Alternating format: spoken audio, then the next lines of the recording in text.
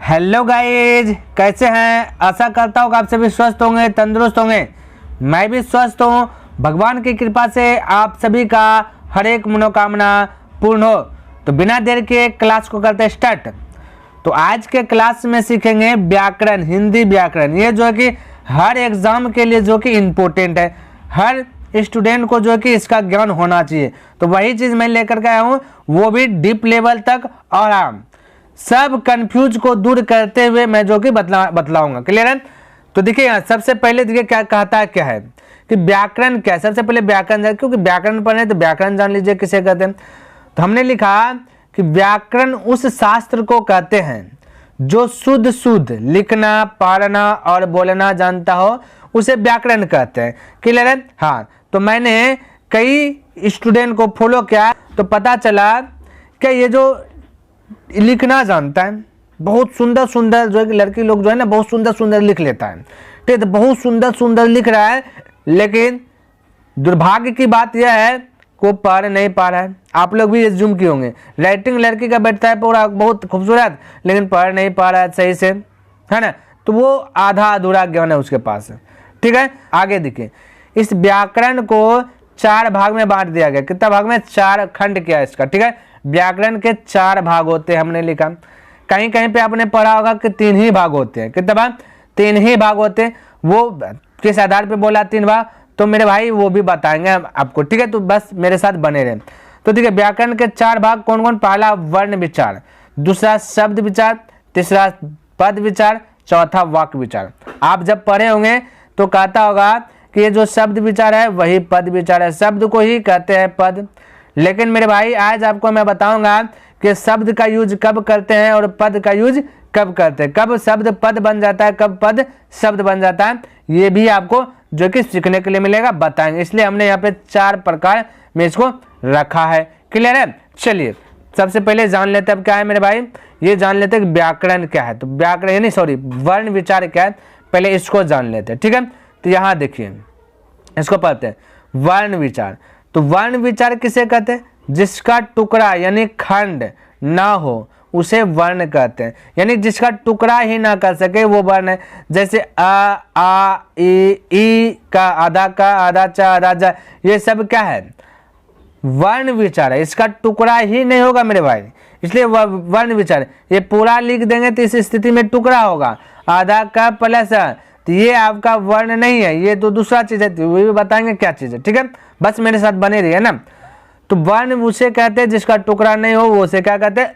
वर्ण कहते हैं। इतना सा भी आप जान लीजिए। अच्छा, हमने लिखा ध्यान देने योग्य बातें, यानी कि इसको गौर करना है, इस पर ध्यान रखना है। हमने बोला टुकड़ा होने की स्थिति में वर्ण को अक्षर कहते हैं। अभी जस्ट हमने बताया, ये अभी हमने एग्जाम्पल देखा है, तो ये टूटेगा आधा का प्लस अ मिल के बनेगा क पूरा। तो जब जिसका टुकड़ा हो रहा है, जैसे का टुकड़ा हो रहा है ना, तो उस क्रम में ये वर्ण नहीं रहेगा मेरे भाई, ये तब अक्षर कहला जाएगा। क्या कहला जाएगा? अक्षर कहला। ये जो क लिखे ये अक्षर है, ये ख जो लिखे ये एक अक्षर है, ये जो ग लिखे एक अक्षर है। क्लियर? ये सब आपको जानना है, ये है ना। तो हमने एक ट्रिक बताया, अक्षर का एक हमने ट्रिक बताया कि वर्ण में स्वर को जोड़ दो। क्या मेरे भाई? वर्ण में स्वर को जोड़ दो। जैसे मान लेते हमने लिखा गा, तो गा में देखो स्वर वर्ण जुटा हुआ, क्या चीज मेरे भाई? आधा गा प्लस आ जुटा, तब जाकर के गा बना। तो जब वर्ण में ये वर्ण है, अभी पर ये वर्ण है, ये का क्या वर्ण है, इसमें स्वर को जोड़ दिए तो ये क्या बन गया? अक्षर बन गया। ये हमने अक्षर का ट्रिक दिया। ठीक है, चलिए नीचे आते देखते क्या कहता है। जैसे में भी हमने क्या क्या आपको बतलाया कि जैसे का आधा का तो क्या जाए पूरा का, आधा मा क्या जाए पूरा में। घर, घर में कितना अक्षर है? तो 2 अक्षर है। ये हमने बताया ताकि आपको याद रहे, घर में कितना अक्षर है? 2 अक्षर, एक घ एक र। ठीक है, तो ये इस प्रकार से आप जान सकते हैं ना मेरे भाई। तो अक्षर आपको पता चल गया होगा अच्छी प्रकार से, है ना। वर्ण पता चल गया होगा किसे कहते हैं? वर्ण। जिसका टुकड़ा नहीं कहते वर्ण कहते। और अक्षर किसे कहते हैं? जिसका टुकड़ा हो जाए यानी कि स्वर, वर्ण और स्वर मिल जाए तो वो अक्षर कहलाता है ना। चलिए और देखिए हमने के लिए पुनः ध्यान देने योग्य बात है, यानी फिर से ध्यान यहाँ पे दीजिए। व्यवहार में वर्ण और अक्षर में कोई अंतर नहीं किया जाता है। यानी जब व्यवहार करते हैं तो वर्ण, ये मेरे भाई का लिखा गया, हम बोले जब व्यवहार करेंगे तो ये वर्ण और अक्षर दोनों एक समान हो, यानी बोल चाल में वर्ण और अक्षर दोनों समान रह जाएगा। ठीक है, ये बात ध्यान में रखना आपको कि जब व्यवहार करेंगे, बोल चाल में यूज करेंगे तो अक्षर को वर्ण भी कर देंगे, वर्ण को अक्षर भी कर देंगे, तो उस क्रम में गलत नहीं होगा। यदि कोई गलत कर रहा है तो उसको सही से नॉलेज नहीं है, ये बात ध्यान में रख लेना। ठीक है, चलिए आगे देखते क्या कहता है। आगे हमने बोला वर्ण, देखिए अभी वर्ण पढ़ रहे हैं ना, वर्ण के बाद पढ़ेंगे शब्द, ध्यान में रखना है, बस धैर्य पूर्वक बने रहे, उसके बाद पद पढ़ेंगे। अभी वर्ण के बाद चर्चा कर रहे हैं, तो वर्ण के भेद, तो वर्ण के दो भेद होते हैं। कितना भेद? दो भेद होते हैं, यानी वर्ण का दो भेद, दो घर बना दिया वर्ण का। ठीक है, उसको दो भाग में बांट दिया गया है। तो पहला भाग है स्वर्ण वर्ण, दूसरा भाग है व्यंजन वर्ण। समझने का प्रयास कीजिए। तो स्वर्ण वर्ण किसे कहते हैं समझ लेते हैं, और फिर व्यंजन वर्ण किसे कहते हैं वो समझ लेते हैं। तो सबसे पहले स्वर्ण वर्ण समझते हैं। जब हमने लिखा स्वर्ण वर्ण, यानी स्वर्ण वर्ण किसे कहते हैं, तो लिखे जिन वर्णों का उच्चारण स्वयं होता है, यानी वर्ण पढ़े तो बोला जिन वर्णों का उच्चारण स्वयं होता है, यानी खुद वो किसी का हेल्प नहीं लेता हो, उसे ही स्वर्ण वर्ण कहते हैं। अर्थात में हमने लिखा जिन वर्णों के उच्चारण में किसी अन्य वर्ण की सहायता न ली जाए, है ना, तो उसे ही क्या कहते हैं, उसे स्वर्ण वर्ण कहते हैं। तो यानी जिन वर्णों का उच्चारण स्वयं होता है उसे स्वर्ण वर्ण कहते हैं। या फिर बोल सकते हैं जिन वर्णों के उच्चारण में किसी अन्य वर्ण की सहायता न ली जाए उसे भी स्वर्ण वर्ण कहते हैं। अच्छा, स्वर्ण वर्ण कितना होता है? 11। वो भी किसमें? हिंदी में। संस्कृत में होता है 13। क्यों होता है 13? दो को कौन भरा वो भी बता देंगे। ठीक है, तो ये हो गया 11। तो हिंदी में स्वर्ण वर्ण कितना हो गया? 11 हो गया। ये जान ले, जैसे कि हमने यहाँ पे लिख दिया स्वर्ण वर्ण टोटल 11 है, तो यही सब है जो कि किसी का सहायता न लेता है। ठीक है, जैसे हमने लिख दिया है ना। आगे देखिए क्या कहता है, ये देख लीजिए थोड़ा। हाँ चलिए यहाँ देखिए, हमने बोला स्वर्ण वर्ण के भेद पढ़ते हैं। अभी स्वर्ण वर्ण किसे कहते हैं पढ़े, जो स्वयं बोला जाता है। अब यह क्या कर दिया, इसका भी भेद बना दिया, इसको भी भाग में बांट दिया गया। तो स्वर्ण वर्ण को 3 भाग में बांट दिया गया। कितना भाग में? 3 भाग में बांट दिया गया स्वर्ण वर्ण। टोटल 11 है, इसमें भी 3 भाग कर दिया गया। ध्यान से देखिए कौन कौन भाग है। सबसे पहला रखा ह्रस्व स्वर वर्ण, यानी इसका दूसरा नाम मूल स्वर भी है, ध्यान में रखना। और दूसरा दीर्घ स्वर वर्ण, यानी दूसरा नाम है संधि स्वर। तीसरा में लिखा प्लुत स्वर वर्ण, यानी कि प्लुत। ठीक है, आप ध्यान से देखें। तो सबसे पहले ह्रस्व स्वर वर्ण जान लेते हैं किसे कहते हैं। यहाँ पे देखिए, हमने यहाँ पे लिखा, देखिए ह्रस्व है भाई, हट जाओ थोड़ा सा। ह्रस्व में हमने बताया कि इनके उच्चारण में एक मात्रा का समय लगता है, यानी एक मात्रा का जो समय लगे वो ह्रस्व स्वर्ण वर्ण में कहलाएगा। इनकी संख्या 4 होती है। कौन कौन? आ, ई, उ, री, ये 4 गो ह्रस्व स्वर्ण वर्ण है। टोटल 11 गो है, तो 4 गो ह्रस्व आ गया। बाकी बात जो बचा वो दीर्घ स्वर्ण वर्ण है, यानी कि दीर्घ स्वर्ण वर्ण में 2 मात्रा का समय लगता है। कितना मात्रा का? 2 मात्रा का समय लगता है। जैसे कि इनकी संख्या 7 है, जैसे आ, ई, उ, ए, ओ, औ, ये 7 गो क्या है? दीर्घ स्वर वर्ण है। आपसे एग्जाम ऑब्जेक्टिव भी पूछेगा, हम उसका ऑब्जेक्टिव का भी क्लियर करा दूंगा। बस आप पहले व्याकरण पढ़ लीजिए अच्छी प्रकार से, उसके बाद ऑब्जेक्टिव जितना बनेगा वो हम करा देंगे। ठीक है, आपके लिए पावरफुल ये जो है कि वीडियोज रहने वाला है, ध्यान में रखना। तो ये ह्रस्व हो गया, ये दीर्घ भी हो गया। अब ध्यान से देखिए प्लुत में मेरे भाई, अभी आपने क्या पढ़ा समझिए मैंने बात को। अभी टोटल 4 गो पढ़ लिया ह्रस्व और 7 गो पढ़ लिया दीर्घ, टोटल 11 स्वर्ण वर्ण का कहानी खत्म। स्वर्ण वर्ण टोटल क्या? 11, ये कहानी खत्म हो गया। ठीक है, अब यहाँ प्लुत स्ट्रम है। प्लुत यानी इनके उच्चारण में 3 मात्रा का समय लगता है। जैसे कि 3 मात्रा का हे, देखो एक हे राम, ये 3 मात्रा का समय लग गया। कितना मात्रा? 3। तो जिनके उच्चारण में 3 मात्रा का समय लगे उसे प्लुत स्वर्ण वर्ण कहते हैं। यानी हे राम 3 हुआ, हे कृष्ण 3 हुआ, ओम 3 हुआ। तो 3 मात्रा का समय लगे वो प्लुत होगा। और इसका यूज कहाँ करते हैं मेरे भाई? पुकारने में। किसी को पुकारते हैं कि हे राम, राम भगवान को बुला रहे हैं, पुकार रहे हैं। या चिल्लाने में हे कृष्ण पुकार रहे हैं, ओम भगवान को पुकार रहे हैं। तो पुकारने या चिल्लाने में क्या करते हैं? इसका यूज करते हैं। ठीक है, तो आशा करता हूँ कि 11 स्वर्ण वर्ण किसमें किसमें बांटा, आपको ये टोटल भाग पता चल गया। स्वर्ण वर्ण का 3 भाग में बांटा गया था, एक ह्रस्व था, एक दीर्घ था और एक प्लुत था। ह्रस्व में 4, दीर्घ में 7 वर्ण थे, ठीक है, ये ध्यान में रखना है। अब प्लुत में कोई वर्ण नहीं, बस 3 मात्रा का उच्चारण लगता है, ठीक है।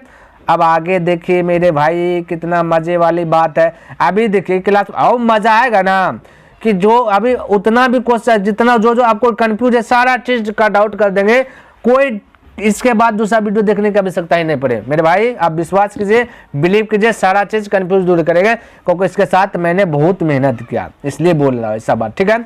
अब देखिए हिंदी में कुल कितने वर्ण होते हैं समझिए, तो हिंदी में कुल 52 वर्ण होते हैं। हिंदी में कुल कितना वर्ण, 52 वर्ण। लेकिन यहाँ देखिए स्टार पॉइंट हमने मार दिया फटाक से, कि आधुनिक वर्णमाला में कुल 55 वर्ण होते हैं। बोलेगा सर अभी 52 बोले, तो 52 यानी हिंदी में पहले से है भाई, हिंदी में लिख दिया कोई, है ना, कोई ऋषि मुनि लिख दिया भाई 52 को है, लेकिन अभी के बाद किया जाए तो 55 को है। तो बोलेगा 3 को कहाँ से पैदा ले लिया, कौन कौन पैदा लिया, तो वो भी बता देते हैं, हमने लिख दिया। आगे सब चीज का खुलासा होगा, डिटेल्स पढ़ेंगे, 52 कैसे हुआ, 55 कैसे हुआ, और कभी कभी 41 भी होता है, कभी कभी 44 भी, ये सारा चीज पे डिस्कस करेंगे, क्लियर। तो देखिए तो आधुनिक हिंदी में 55 को, तो 3 को अलग से कौन है, आधुनिक वर्णमाला में, आधुनिक वर्णमाला में अलग से 3 वर्ण आए। आ, ये मेरे भाई इंग्लिश का वर्ड है, ये वाला जो आप देख रहे हैं ये इंग्लिश का है, ऑयल इंग्लिश का है, तो ऐसे लिखते हैं। तो इंग्लिश वर्ड का जो है भाई अधिकतर यूज हिंदी में भी करने लगा है लिखने में। और ये अन स्वर और अह जो है ये संस्कृत का स्वर वर्ण 2 है, इसलिए संस्कृत में 13 स्वर वर्ण होता है, ध्यान में रखना। और हिंदी में 11, तो 2 कौन है, एक वही है अनुस्वर और जो कि हिंदी का ये वर्ण नहीं है, ध्यान में रखना, ठीक है, ये संस्कृत का है। तो एक ये हो गया एक ये हो गया, एक ये टोटल का दवा 3, तो 52 में 3 जोड़ दीजिएगा का जगह 55 हो जाएगा, ये सॉरी ये वाला हो जाएगा 55, इसलिए हमने बोला आधुनिक युग में 55 वर्ण का ये वर्ण का यूज किया जा रहा है। अब हम 55 भी बताएंगे और 52 भी बताएंगे, कैसे 52 है कैसे 55 है। हालांकि 52 जान जाइएगा तो 55 में तो 3 को जान ही गए हैं, ठीक है। तो सबसे पहले अब आते हैं यहाँ पे व्यंजन वर्ण, क्या चीज, व्यंजन वर्ण, स्वर्ण वर्ण व्यंजन वर्ण है ना। अब आते हैं किसमें मेरे भाई, व्यंजन वर्ण में आते हैं। इसको पहले समझ लेते क्या कहता है, ठीक है, तब ना 52-53 चाहिए लेगा। हमने बोला जिन वर्णों का उच्चारण स्वर्ण वर्ण की सहायता से बोला जाए, वर्ण को दे स्वर्ण वर्ण की क्या चीज मेरे भाई, सहायता से बोला जाए। एक अभी पढ़े हमने स्वर्ण वर्ण, हम पढ़ेंगे व्यंजन वर्ण, ठीक है। तो जिन वर्णों का उच्चारण स्वर्ण वर्ण की सहायता से होता है उसे व्यंजन वर्ण कहते हैं। और व्यंजन वर्ण की संख्या टोटल 33 होते हैं, कितना था 33। जैसे का खा गा गा चा चा जा जा, यानी कि टवर्ग तवर्ग, यानी हमने बोला ना कवर्ग, यदि हम बोल दे कवर्ग का मतलब होता है का खा गा गा अंगा, यानी एक खान में 5 गो रहता है। तो कवर्ग में 5, चवर्ग में, कवर्ग में 5, चवर्ग में 5 है ना, टवर्ग में 5, तवर्ग में 5 है ना, पवर्ग में 5, फिर यार लगेगा। उसी प्रकार से टोटल 33 को होता है। 33 को कौन कौन होता है ये भी जान लेंगे, ठीक है, इत्यादि। हमने बोला व्यंजन वर्ण के प्रकार, देखिए ये व्यंजन वर्ण को भी बांट दिया गया, ये 3 भेद में बांट दिया। कितना, व्यंजन वर्ण का 3 प्रकार होते हैं, यानी व्यंजन वर्ण को भी 3 भेद में बांट दिया है। जैसे स्वर्ण वर्ण को बांटा था ना, स्वर्ण वर्ण का भी 3 भाग था, ह्रस्व दीर्घ प्लुत, इसको भी बांट दिया गया। क्या चाहिए, अस्वल्स व्यंजन वर्ण, अंतस्थ व्यंजन वर्ण, उष्म व्यंजन वर्ण, ये भी 3 प्रकार से बटा गया। तो इसका भी खुलासा कर लेते हैं भाई। तो देखिए यहाँ पे हमने कुछ और लिखा कि वर्णमाला के अनुसार से देखा जाए तो कुल व्यंजन वर्ण जो कि 41 गो है। कितना, वर्णमाला के अनुसार से 41 गो, लेकिन अभी तो हमने पढ़ा व्यंजन वर्ण टोटल 33 गो है, तो हमने अभी बोल रहा है 41 गो है। तो मैंने भाई अभी अभी अभी अभी अभी वर्णमाला के अनुसार से 41 गो है। देखना वर्णमाला के अनुसार से 41 को पूरा देंगे, ऐसे सिर्फ व्यंजन वर्ण है 33, तब 33 का भी खुलासा होगा, 41 कैसे हुआ उसका भी खुलासा होगा, है ना। 33 को 3 भाग में बांटा, एक्स्ट्रा कौन आया जो कि व्यंजन वर्ण, ये व्यंजन वर्ण नहीं कहलाता, उसको अलग में रख दिया गया, लेकिन वर्णमाला में घुसा जैसे 30 को भी गिन लिया गया 33 के बाद। तो देखिए तो वर्णमाला के अनुसार से 41 बाकी 33, तो इस पे भी डिस्कस करते हैं। चलिए तीसरा पेज नंबर खोलते हैं। तो मेरे भाई तीसरा ओपन हो जाओ, ये तीसरा है कि नहीं चलिए समझते हैं। स्पर्श व्यंजन वर्ण यानी वर्ग, कवर्ग, चवर्ग, टवर्ग, तवर्ग, पवर्ग, एक में 5, 5, 10, 5, 15, 5, 20, 5, 25 गो, यानी स्पर्श व्यंजन वर्ण टोटल 25 गो। इसकी संख्या कहता है 25 गो है। तो आपने पढ़ा कौन कौन भाई, कवर मैंने कखा का गाने का, चवर मैंने चचा चचा, इस प्रकार से ये अस्पष्ट व्यंजन वर्ण टोटल 25 गो है, तभी 25 पढ़े। अंतःस्थ व्यंजन वर्ण या र ल और वो, ये 4 गो है जिसको अंतःस्थ व्यंजन वर्ण कहते हैं। तो 25 4 कितना हो गया 29 हो गया, 29 पढ़ लिया। अच्छा उष्म व्यंजन वर्ण तालब सा मूर्धन सा दंश और हा को क्या कहते हैं उष्म व्यंजन वर्ण, 29 और 4 टोटल कितना पढ़ ले 33। व्यंजन वर्ण की कहानी खत्म, 33 पढ़ लिए। तो व्यंजन वर्ण एक अस्पष्ट व्यंजन वर्ण, अस्पष्ट व्यंजन वर्ण 25 गो है। अंतःस्थ व्यंजन वर्ण, अंतःस्थ ये वाला वह है जो 4 गो है। फिर उसमें व्यंजन वर्ण ये वाला है जो 4 गो है। टोटल आपका क्या आ गया 33 गो हमने पढ़ा। अब आगे देखते हैं अलग से क्या है। 33 पर तो गए लिए हैं उसमें व्यंजन वर्ण 33 गो। अब देखिए यहाँ पे अगला वाला आ गया ना मेरे भाई, देखिए उच्चपित है ना, उच्चपित या द्विगुण व्यंजन 2 गो है, एक अरह एक अरह, एक अरह एक अरह, 2 33 2 35। फिर आगत व्यंजनों की कुल संख्या 2 गो, आगत व्यंजन वर्ण 2 गो है, एक ये वाला ज एक ये वाला फ। तो 33 2 35 और 2 फिर से पढ़ ले 37। संयुक्त व्यंजन वर्ण 4 गो है, अक्षर त्र ज्ञ और क्या चीज श्र, ये क्या है श्र 4 गो। तो कितना पढ़ ले, उधर पढ़े 33 और इधर 2 2 4 और 4 8, 33 8 हो गया 41 व्यंजन वर्ण। वर्णमाला के अनुसार, खाली व्यंजन वर्ण के अनुसार देखा जाए तो 33 गो ही है। अच्छा अभी हमने बोला 52 गो टोटल वर्ण है, ये भी तो हमने पढ़ाया कि वर्ण टोटल 52 है, तो वो भी जान लेते हैं। ये वर्ण भाई मेरे भाई वर्ण टोटल हमने बोला 52 है और 55 भी बोला, ये भी जान लेते हैं। तो देखिए 11 गो हो गया क्या चीज स्वर्ण वर्ण हो गया, और बाकी बाद 33 गो हो गया क्या चीज व्यंजन वर्ण। वर्णमाला के अनुसार 8 गो और जुट गया, ये ना जुटा 8 गो और जुट गया। तो टोटल जोड़िए कितना हुआ 1 3 1 4 और 8 4 12 करीब 2 है ना, और 3 1 4 1 आठ 5 52 हुआ। और 3 गो एक्स्ट्रा जो हमने बोला ये वाला चीज बोला और अनुस्वर बोला आज को पढ़ते और एगो विसर्ग बोला। तो 3 गो इसको भी जोड़ दीजिएगा तो हो जाएगा 52 में 3 जोड़िएगा तो 55। तो टोटल 55 वर्ण का क्या अध्ययन किए कि नहीं किए, बिल्कुल कर लिए और अच्छी प्रकार से आपको ये लर्न हो गया होगा। क्लियर है। चलिए आगे देखिए क्या कहते हैं। तो मेरे भाई है ना, तो ये आपका क्या एग्जाम हॉल में पूछता ही है, ध्यान में रखना है बातों को, आपको जो है कि माइंड में रखना ही है। तो उच्चारण स्थान ऑब्जेक्टिव भी बताएंगे इस पर जो भी आएगा है ना। तो देखिए उच्चारण स्थान यानी वर्ण लिखे, वर्णों के नाम लिखे।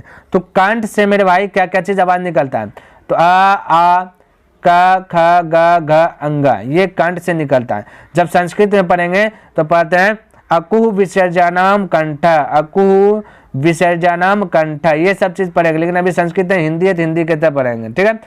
तो आ क ख ग घ अंग और ह और विसर्ग, अकुह विसर्जनम कंठ और विसर्ग क्या, ये सब का आवाज कहाँ से निकलेगा, कंठ से निकलेगा। कहाँ से निकलेगा, कंठ से निकलेगा। ध्यान में रखना कंठ से है ना, ये कंठ से निकलता है। इसका दूसरा नाम क्या है, इसे कंठाई भी कहते हैं, कंठाई। ध्यान में रखना ये बात को, ठीक है। अच्छा और हमने क्या यहाँ पे लिखा, तालु से, कंठ मतलब समझ है ना, जो ये कंठ रहता है लूड़ी लूड़ी वो पे कंठ रहता है। तालु, तालु का मतलब हसे दीर्घ च छ ज ज और ये वाला य और ये तालब सो। संस्कृत में इसको बोलते हैं युचु यसानाम, यसानाम तालु, इस प्रकार से बोलते हैं ना। तो यहाँ पे संस्कृत पढ़ाएंगे संस्कृत बोलेंगे तो तालु, तो तालु से आवाज आएगा कि छ। जब मेरे भाई छ आप बोलिए, छ बोलिए, छ बोलिए और जी देखिए कहाँ सट रहा है, जीभ को देखिए कहाँ पे सट रहा है, जहाँ पे जीभ सटेगा ना वहीं पे आपका तालु है। ध्यान में रखना है, बोल के देखिए और आपको पता चल गया जाएगा तालु। तालु को ही क्या कहते हैं, तालब भी कहते हैं। ध्यान में रखना ये बात को। फिर आता मूर्धा यानी री और ट ठ ड ढ न र और ये वाला मूर्धांशु, ये मूर्धांश दो बार लिखा गया, र और मूर्धांश क्या है, तालु से मूर्धा से आवाज निकलता है। संस्कृत में बोलते हैं कैसे, ऋतु रसाना मूर्धा, तो मूर्धा से मूर्धन भी कहते हैं। तो जब ट बोलिएगा ना, ट ट ट ट जब बोलिएगा, बोल के देखिए ट ठ, तो देखिए जीभ कहाँ सट रहा है, सब जीभ का कमाल है। देखिए जीभ कहाँ सट रहा है तो वही मूर्धा होगा। क्लियर है आपका। चलिए उसी प्रकार से आपका ये भाई आ जाओ, दंत है, दंत, दंत यानी त थ द ध न और ल और स है ना, तो ये दंत से निकलता है। जैसे हम संस्कृत में बोलते हैं ऋतु लसाना में दंता, इसे दंता भी कहते हैं। ध्यान में रखना है। तो त थ द ध बोलेगा तो जब तक मेरे भाई जीभ क्या चीज ये भाई जीभ दांत में नहीं सटेगा, कहाँ पे, दांत में नहीं सटेगा, त थ द द नहीं बोल पाइएगा। इसलिए जो हकलाता है नहीं बोल पाता उसको बताइए कि जीभ को यहाँ सटाइए ताकि वो बोल ले अच्छी प्रकार से, ठीक है। चलिए आगे है ओष्ठ, क्या है ओष्ठ, यानी हसऊ दुर्गो प फ ब भ म, ये ओष्ठ से आवाज निकलता है। ओष्ठ मतलब होठ, होठ यानी जहाँ पे लड़के लोग लिपस्टिक लगाता है उसी को कहते हैं होठ, ठीक है। इसे ओष्ठय भी कहते हैं, क्या कहते हैं, ओष्ठय भी कहते हैं। तो ये आपको जो कि ध्यान में रखना है ना। तो जब प फ ब भ पढ़िएगा तो आपका जो जीभ है ना, जीभ जो है ये सटेगा होठ के पास, तो वही आपका क्या कहलाएगा, ओष्ठ कहला जाएगा। क्लियर है, तो ऐसा करते भी समझ में आ गया होगा। अगला पेज देखिए क्या, नासिक, अंगा या न और म, ये नाक से बोला जाता है। कहाँ से बोला जाता है, ये नाक से, पंचमाक्ष क्षर अनुसार और चंद्र बिंदु भी कहते हैं। और इसका आवाज कहाँ से, ये आपका आवाज कहाँ से निकलता है, नाक से निकलता है, नाक से। या न बोलिएगा तो कहाँ से आवाज निकलेगा, नाक से निकलेगा। इसको अनुनासिक वर्ण भी कहते हैं। कंठ और तालु, ए और ए जो है कंठ से निकलते हैं, इसका नाम है कंठ और तालु, यानी कंठ तालव्य भी इसे कहते हैं। ध्यान में रखना, ए और ए कंठ तालु से निकलता है। कंठ और ओष्ठ, ओ और औ जो है कंठोष्ठ से निकलता है, इसे कंठोष्ठ कहते हैं। और कंठ और ओष्ठ दोनों को मिला दीजिएगा तो कंठोष्ठ बन जाता है। ओ और औ कंठोष्ठ से निकलता है। ऑब्जेक्टिव आपका बताएंगे, ध्यान में रखना। और यहाँ पे ध्यान से देखिए, ये जो है दंत और ओष्ठ, ये व का उच्चारण स्थान दंत और ओष्ठ है, ठीक है। तो ऐसा करता आप यहाँ तक देखेंगे शब्द, यानी कि अभी हमने पढ़ रहा था वर्ण। वर्ण क्या है, वर्ण किसे कहते हैं, वर्ण के कितने भेद होते हैं, ये कितना कितना खंड में विभाजित हुआ, ये चीज पढ़ रहे थे ना। अब देखेंगे आखिर शब्द क्या है, उसके बाद देखेंगे पद, ठीक है, उसके बाद देखेंगे वाक्य, है ना। तो यहाँ पे देखिए हमने लिखा कि दो या दो से अधिक वर्णों, वर्णों यानी अक्षर भी बोल सकते हैं, वर्णों के सार्थक, सार्थक का मतलब हुआ जिसका कोई अर्थ हो, ऐसा ना कि विदाउट अर्थ, बेडौल नहीं, जिसका कोई ना कोई अर्थ हो उसे कहते हैं सार्थक। तो हमने बोला दो या दो से अधिक वर्णों के सार्थक समूह को शब्द कहते हैं। दो या दो से अधिक वर्ण का सार्थक समूह यानी जिसका अर्थ हो रहा है उसे ही शब्द कहते हैं। अथवा हमने लिखा कि वर्णों के सार्थक समूह को ही क्या कहते हैं, शब्द कहते हैं। डायरेक्ट बोल सकते हैं वर्णों के सार्थक समूह को शब्द कहते हैं। जैसे क प्लस ल प्लस म, ये टोटल ये 3 गो अक्षर मिल गया तब एक बन गया कलम, यानी कि एक शब्द बन गया। उसी प्रकार से प व न, ये 3 गो मिला तब ये बन गया क्या चीज, पवन, है ना। उसी प्रकार से ये सारा क्या है आपका नमक। जैसे पूर्ण रूप से तोड़िएगा तो आधा न, फिर इसमें अ, फिर आधा म, फिर आधा क, इस प्रकार से भी तोड़िएगा तो ये भी टोटल मिला दीजिएगा क्या जगह नमक। ये भी आपका क्या है, शब्द है। ये आधा, ये आपका सिर्फ आधा न क्या है, अभी हमने आपको पढ़ाया वर्ण है ना। पूरा हो जाता है तो क्या जाता है, वर्ण ही बन जाता है अक्षर, ठीक है, क्या ध्यान में रखना। तो ऐसे भी हमने बताया कि वर्णों, वर्ण या फिर अक्षर के सार्थक समूह कोई ना कोई अर्थ दे। अब बेडौल सा दे दीजिए जिसका अर्थ ही नहीं निकलेगा, जिसका के जैसे हम दे देते स ख, ये क्या है आपका पता नहीं, तो जिसका अर्थ निकले, है ना। जैसे हमने बोला ल ह, ये क्या, इसका कोई अर्थ ही नहीं निकल रहा है ना। जैसे हमने बोला हल, तो ये हल एक अर्थ निकल रहा है, सार्थक इसका अर्थ निकल रहा है कुछ ना कुछ। अल्लाह क्या है पता नहीं चल रहा, ये वाला नहीं, जिसका कुछ ना कुछ अर्थ निकले वही आपका क्या कहलाएगा, शब्द कहलाएगा, ठीक है। जैसे हमने बोला ये नमक, नमक का कुछ ना कुछ अर्थ निकल रहा है, यही आपका क्या है, शब्द है ना। तो ये आपका शब्द आप सीखें। यानी जैसे हमने लिखा बनारस, भागलपुर, घर, द्वार, राम, नाम, ध्यान, ये सब क्या आपका, ये सब आपका शब्द हो गया, ठीक है। तो आशा करता हूँ कि आपको शब्द पता चल गया होगा। दो या दो से अधिक वर्ण या फिर अक्षर हो जाए ना का जो शब्द देता है उसका समूह को ही कहते हैं शब्द। एग्जाम्पल के तौर पे हमने यहाँ पे ये सारा चीज का क्या लिख लिया, ठीक है। अच्छा, हमने बोला शब्द और पद में देखिए क्या चीज अंतर होता है, ध्यान में रखना है ना। तो देखिए पद, देखिए शब्द को और डिटेल से पढ़ेंगे, अगला चैप्टर जब स्टार्ट करेंगे सिर्फ शब्द वाला, तो वहां पे इसका बारे में पूरा डिटेल से पढ़ा जाएगा, ठीक है। यहाँ पर आप बस जानिए कि शब्द क्या है, किसे कहते हैं ना। चलिए याद देखिए अब पद क्या है, ठीक है, ध्यान से देखिए। जब सार्थक शब्द यानी जिसका अर्थ हो, है ना, जब सार्थक शब्द वाक्यों में प्रयुक्त हो जाता है, यानी जब सार्थक शब्द वाक्यों में प्रयुक्त होकर अनुशासित हो जाते हैं उन्हें ही पद कहते हैं। यानी कि जब शब्द को वाक्य में यूज किया जाता है वही क्या कहलाता है, पद कहलाता है। ध्यान में रखना, क्या कहलाएगा, पद। जब शब्द को वाक्य में यूज करेंगे वो कहलाएगा पद। जैसे हमने लिखा मोहन स्कूल में पढ़ता है, क्या चीज, ये मोहन अब जो है ना, अब आपका यहाँ पे पद हो गया। ये स्कूल जो है ना, ये आपका पद हो गया। पद का मतलब है डिग्री। आप लोग भी जानते होंगे, नहीं कहते फलना बाबू किस पोस्ट पे है, किस पद पे है ना, क्या डिग्री प्राप्त किया है। तो जब कोई पद पे रहता है, जैसे कोई दरोगा बन गया, तो वो क्या होता है ना, अनुशासित हो जाता है, एक नियम कानून से बंद हो जाता है, तो वही आपका पद कहलाएगा। जैसे अभी कोई डिग्री किसी के पास प्राप्त नहीं है, जैसे कोई राम है, एक इसके पास अभी कोई डिग्री नहीं, तो ये आपका अभी शब्द कहलाएगा। जब इस राम को कोई ना कोई डिग्री मिल जाएगा, कोई ना कोई पद मिल जाएगा, है ना, तो वो पद कहला जाएगा। जैसे हमने बोला मोहन स्कूल में पढ़ता है, ये आपका पद है। कैसे भाई, अब देखो मोहन जो है ना, ये अनुशासित हो गया है किसी न किसी में, ये जो कि कोई ना कोई इसको पद है।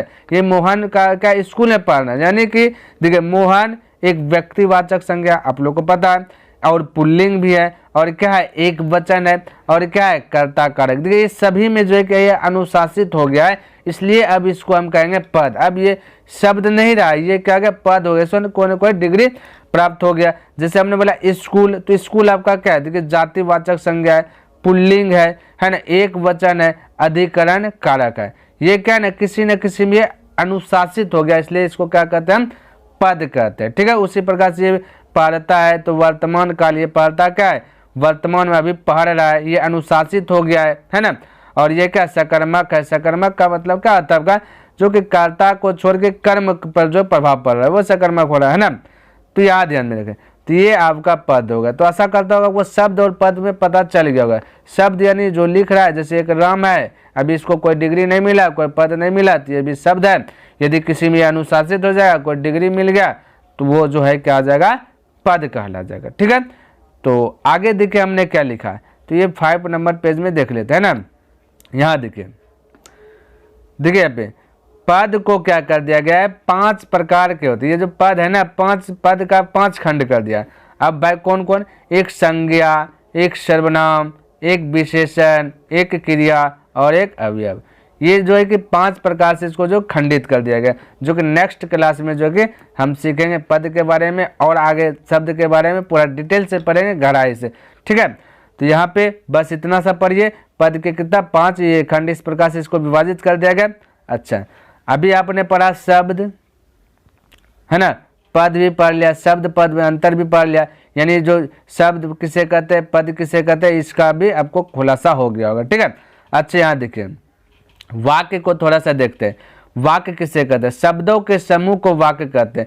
ये जो शब्द है ना, इसका समूह होना चाहिए, एक झुंड होना चाहिए ना, तो इसका जो झुंड होगा ना, वही आपका क्या कहला जाएगा, वाक्य कहला जाएगा। जैसे हमने लिखा राम को आम खाता है।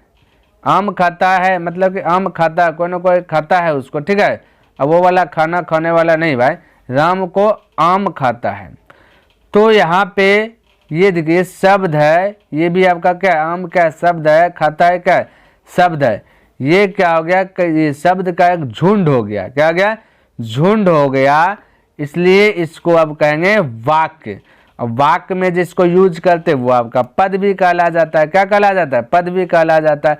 तो ध्यान में रखना, तो ये आपका राम को आम खाता है, ये क्या है, वाक्य हो गया। जैसे अक्ल पर पत्थर पड़ना, ये आपका क्या हो गया, वाक्य हो गया। जैसे दांत काटी रोटी, ये क्या हो गया, वाक्य हो गया।